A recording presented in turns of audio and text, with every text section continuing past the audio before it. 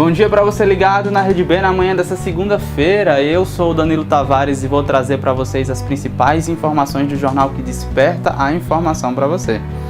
Nessa manhã, imagens da orla de João Pessoa, capital aqui do estado da Paraíba. Céu e mar inconfundíveis.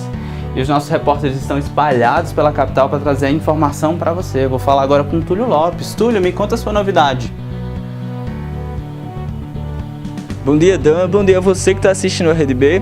Hoje eu vou falar sobre um assunto de peso, mas é peso no bolso. A alta dos alimentos no mercado, que influencia diretamente no nosso rendimento mensal. Eu vou conversar com o economista Cássio de Nóbrega e a gente vai tentar ver o que é que influencia isso e como equilibrar o prejuízo no final das contas. Volto com você. Obrigado, Túlio. Até daqui a pouco. E agora de um outro ponto da capital, a repórter Paula Farias. Bom dia, Paulo. O que é que você me conta? Oi, Danilo, bom dia. E para você que está acompanhando Bom Dia Rede B, durante o mês de maio está sendo realizada a campanha Maio Amarelo, que tem como tema respeito e responsabilidade pratique no trânsito. E para falar sobre as ações educativas que estão sendo realizadas na capital, eu vou conversar com o superintendente do Detran, Isaías Galberto. Obrigado, Paulo. Até já. Economia, saúde e prestação de serviço. Bom Dia Rede B está no ar.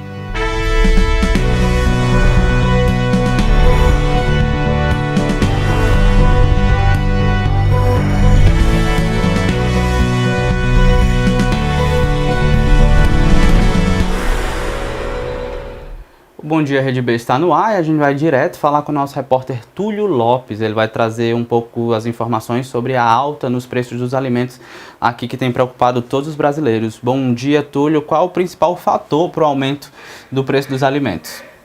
Dan, eu acho que todo mundo quando vai no supermercado se impressiona com o preço dos alimentos, porque está muito alto. Eu estou aqui com um especialista em economia, o professor Cássio de Nóbrega, que ele vai explicar um pouquinho para a gente essa relação da economia com os alimentos.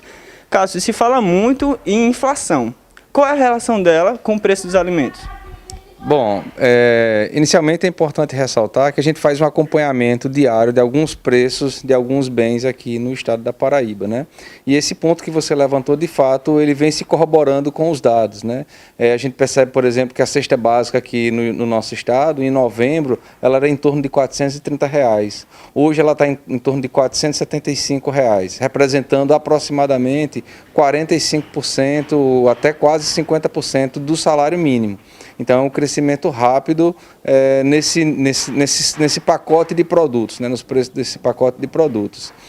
E alguns produtos, em alguns momentos, eles chamam mais a atenção, né? No período mais recente, por exemplo, o tomate é aquele item que teve a maior variação de preços. E a cesta básica é relacionada diretamente ao quanto o brasileiro está ganhando. No período de pandemia, a gente teve auxílio emergencial, a gente teve demissões. O quanto essas famílias recebem por mês influencia também no preço dos alimentos? Olha, a procura por alimentos, ela acaba tendo impacto. Não só isso, né? Existem vários fatores. Um dos fatores são os fatores sazonais. Como a gente fala de produtos agrícolas, a gente sabe que sempre vai existir aqueles períodos de safra e entre safra. Períodos de safra, os preços caem, períodos de entre safra, os preços sobem, tá? Então, há um processo natural de reajuste de preços ao longo do ano. Alguns fatores chamam a atenção também, né? O auxílio emergencial, ele acabou impactando no rendimento de muitos domicílios. Então, esse impacto na renda, por menor que ele seja, ele vai ter impacto direto sobre o consumo das famílias. Então, esse aumento no consumo, ele também acaba afetando os preços de alguns produtos. O impacto regional e nos alimentos também sofre com a economia global e a queda do real frente ao dólar, não é isso?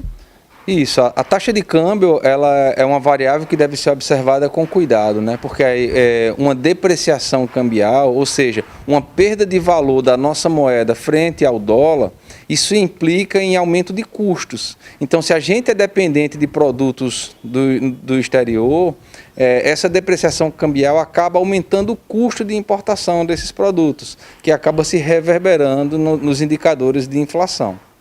Então, para tentar equilibrar isso, quais seriam os passos para fazer para que a cesta básica não venha a encarecer mais ainda? Olha, do ponto de vista do consumidor, o acompanhamento dos preços é sempre importante, né? A gente sempre recomenda o uso de produtos substitutos, né? Sei lá, se a carne vermelha, o preço está alto essa semana, então substitui pelo peixe ou por outros tipos de carnes disponíveis, né? Essa consulta ela é importante, né? E do ponto de vista de gestor, né? Essas mudanças elas são mais de longo prazo. A existência de incentivos para produtores, para que crie-se uma política de substituição de alguns produtos, justamente para contrabalancear esses preços. Então é isso.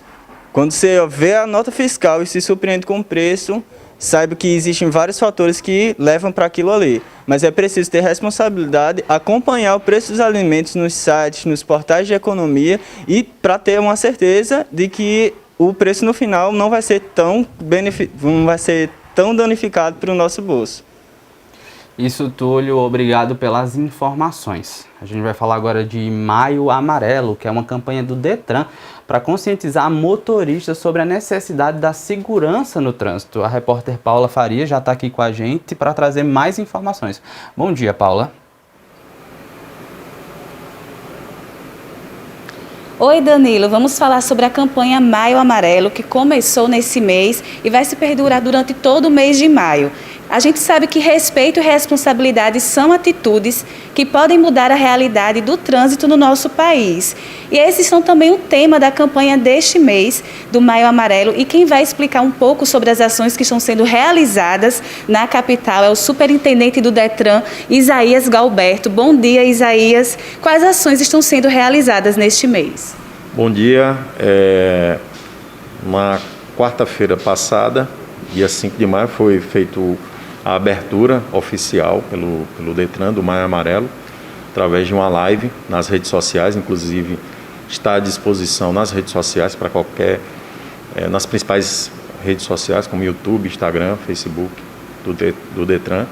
Então é importante demais o Maio Amarelo, que é um movimento mundial de conscientização e educação para os acidentes de trânsito. E o Brasil, sendo um dos maiores países com o maior número de acidentes com vítimas fatais no mundo. É praticamente por volta de 30 mil vítimas. Então é praticamente um número de vítimas de uma guerra. E infelizmente nós vivenciamos essa guerra diária no nosso país. Para um recorte estadual aqui na Paraíba, só no ano passado, nos 2 principais hospitais de trauma, tanto João Pessoa como Campina Grande, mais de 20 mil atendimentos nesses 2 hospitais com vítimas de acidente de trânsito. E esse ano, nesse primeiro trimestre de 2021, mais de 6 mil atendimentos. Então é um número muito alto. Na sua imensa maioria dessas vítimas de acidente de trânsito são os motociclistas. Então o foco da campanha do Maio Amarelo desse ano é exatamente a questão do motociclista. E principalmente, como o slogan você falou, respeito e responsabilidade pratique no trânsito. Então, cabe a cada um de nós nos educarmos e educarmos nossas crianças e nossos adolescentes, que serão os futuros condutores, os futuros pedestres de amanhã. Isaías, muitas ações educativas estão sendo realizadas e também intervenções no trânsito. Você pode explicar mais ou menos o que o Detran está fazendo durante esse mês de maio? Hoje nós vamos fazer várias lives, né? Hoje, por causa da pandemia, infelizmente, praticamente nenhuma atividade presencial iremos fazer, como costumeiramente é feito pelo Detran. Mas uma ação importante, nós estamos fazendo um concurso de redação com a Secretaria, uma parceria com a Secretaria de Educação do Estado da Paraíba, que irá premiar 14 redações do ensino médio das escolas estaduais da Paraíba, e vamos premiar esses estudantes com as 14 melhores redações com um notebook. Então, e 3 professores que mais orientarem os estudantes, eles também receberão 3 notebooks, ou seja, 17 notebooks que serão premiados, ofertados a esses, sobre o tema, o título da redação, exatamente o Maio Amarelo. Então, é muito importante essa conscientização, nos educarmos, e a parceria, a transversalidade com todos os órgãos principalmente a mídia e também a conscientização e a educação dos nossos cidadãos. Só para encerrar, que eu tenho pouco tempo, Isaías, com relação às mudanças, né, foram várias mudanças no Código de Trânsito Brasileiro, quais você pode pontuar que são as mais significativas? É importante a mudança no caso da criança ser conduzida na motocicleta, que subiu de 7 para 10 anos, e antes era 7, agora 10 anos com a nova legislação. Há algumas mudanças, como a infração média e leve, que antes poderia o órgão de trânsito transformar em advertência, e agora vai ser automática as infrações média e leve durante um ano. Então, são 57 mudanças, são diversas mudanças, essas são as principais. Algumas situações importantes quanto à regulamentação da cadeirinha no banco de trás, que agora está regulamentada, não é mais uma resolução do CONTRAN, e sim agora está no novo Código de Trânsito Brasileiro. Muito obrigada pela sua participação, Isaías. É isso, Danilo, a gente tem que se conscientizar e o mês de maio é propício para isso. A campanha, quem quiser acessar o site do Detran e ficar mais adentro sobre o Maio Amarelo, é só acessar o site e eu volto com você no estúdio. Obrigado, Paula. Bom trabalho para você. Nos últimos meses, a gente tem escutado bastante a palavra xenofobia, principalmente pelas situações enfrentadas pela paraibana Juliette dentro do Big Brother Brasil. O nosso repórter João Lucas preparou uma reportagem para a gente conhecer um pouco mais sobre o tema. Na semana passada, a paraibana Juliette Freire foi a vencedora da 21ª edição do Big Brother Brasil. Durante o programa, pautas sobre xenofobia foram levantadas. Mas afinal, o que é xenofobia? Nós conversamos com Joel Cavalcante, que é advogado e ativista dos direitos humanos. Xenofobia é ódio, aversão ou medo ao estrangeiro. No Brasil, a nossa Constituição Federal de 1988 proíbe expressamente o preconceito de origem, porque ele fere a dignidade da pessoa humana, um dos fundamentos da nossa República, e fere também o direito à igualdade. No ano seguinte à promulgação da nossa Constituição, 1989, o Congresso Nacional editou a Lei 7.716, conhecida também como Lei K.O. ou Lei Antirracismo, que puniu os preconceitos oriundos da raça ou da cor. Além disso, o Código Penal qualifica a injúria em decorrência da xenofobia, que é da origem. Tá? A injúria sofre uma pena maior e, atualmente, se for cometida nas redes sociais, não é, pela internet, essa pena de injúria é 3 vezes maior. É 3 vezes mais do que a injúria cometida simplesmente pessoalmente com a pessoa. O que fazer se a pessoa for vítima do crime de xenofobia ou injúria xenofóbica? Tem que procurar uma delegacia. E que é a primeira coisa. Aqui em João Pessoa, a Delegacia de Crimes Homofóbicos, Crimes Raciais e Intolerância Religiosa, ela é a delegacia especializada para receber esse tipo de crimes, né? Fica ali no centro, inclusive o delegado é o Dr. Marcelo Falcone. João Lucas para o Bom Dia, Rede B. E você sabe o que é bruxismo? Não tem nada a ver com misticismo. Isso é uma doença causada pelo ranger dos dentes durante a madrugada. O nosso repórter Emiliano Gomes foi conversar com uma dentista e traz detalhes sobre o assunto. Você já ouviu falar em dor orofacial?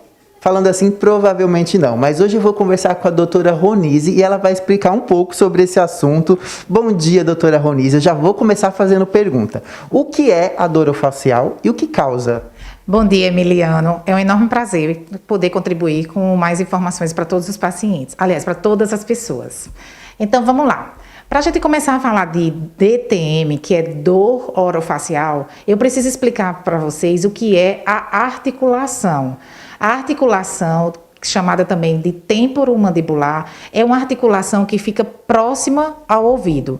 Essa articulação, Emiliano, ela é responsável por abrir e fechar a boca, é responsável por falar e por mastigar. Então, é uma articulação bastante utilizada. Essa articulação, ela fica próxima ao ouvido.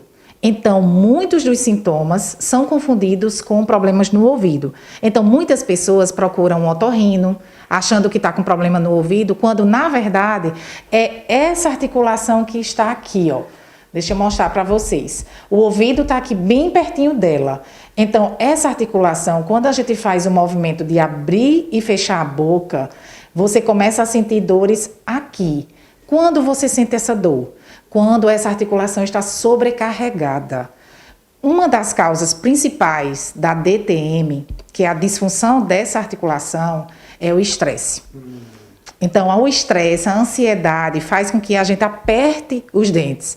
Esse apertar os dentes se chama bruxismo, tá? Então, quando a gente aperta, muitas vezes durante o dia, durante a noite, a gente sobrecarrega a nossa articulação. Então, a gente começa a sentir dores no ouvido, começa a sentir dores de cabeça, dores nessa região aqui do pescoço e dores na coluna. Se você já tiver com um problema instalado, a gente vai fazer terapias como fisioterapia, tá?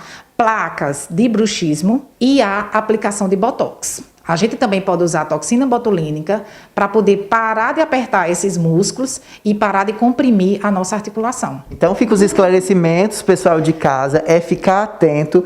Qualquer complicação, qualquer sintoma desses que a doutora mencionou aqui, procure o seu dentista, procure e fique atento. Não vamos deixar chegar num nível grave, que é muito sério.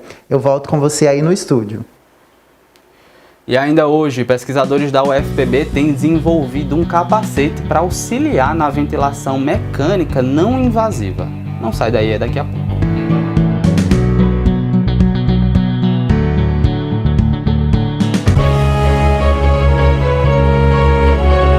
Rede BTV, jornalismo autêntico.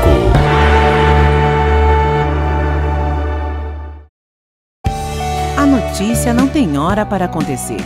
Por isso, nossa equipe está atenta aos principais fatos que irão virar notícia, seja nas primeiras horas da manhã ou durante a noite. Estamos nas ruas em busca de um jornalismo autêntico e de qualidade. A equipe da Rede B HD com exclusividade chega no momento de uma denúncia. Pelo menos uma vez por ano, quando a chuva aperta, é essa situação que a gente se encontra. Somos a Rede B.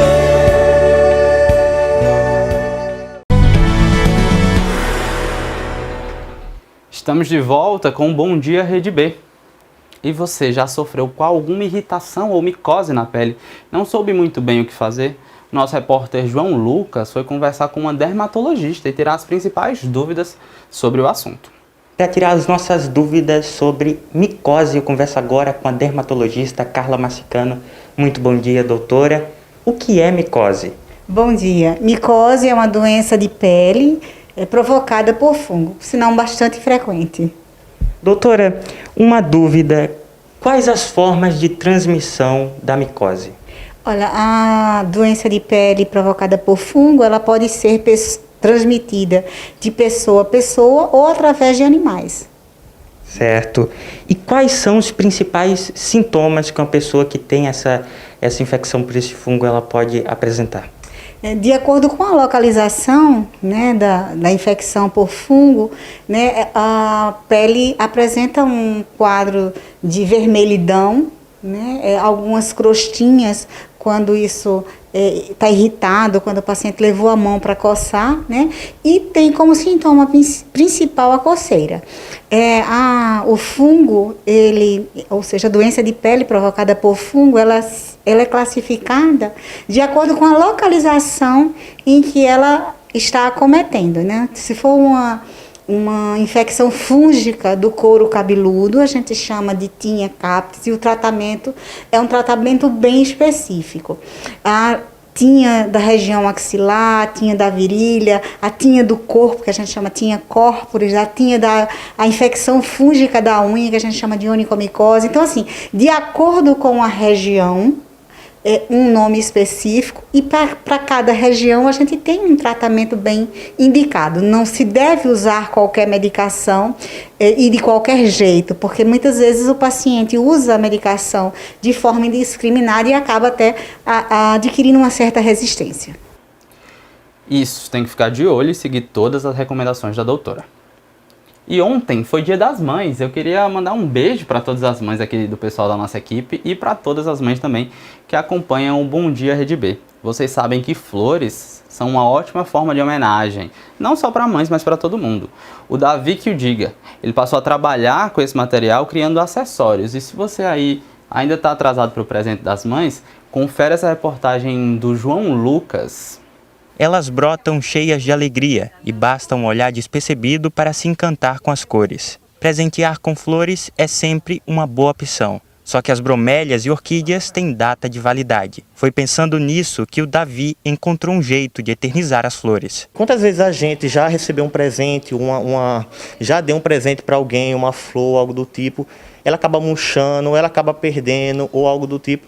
Ou então você gosta muito daquela flor e você queria ter ela para sempre, e você não pode ter porque ela murcha ou ela se acaba. Na Eternizando Flores, eu pensando nisso, eu pensei que você consegue eternizar em uma joia, né, chama de biojoia, aquela flor, aquele item, e você consegue ficar com ele para o resto da vida eternizado. O processo de fabricação dos produtos pode levar até 3 semanas, da secagem das flores, aplicação da resina e finalização da peça. No fim, uma flor, um pouco de resina e muito trabalho são suficientes para fazer um colar como esse.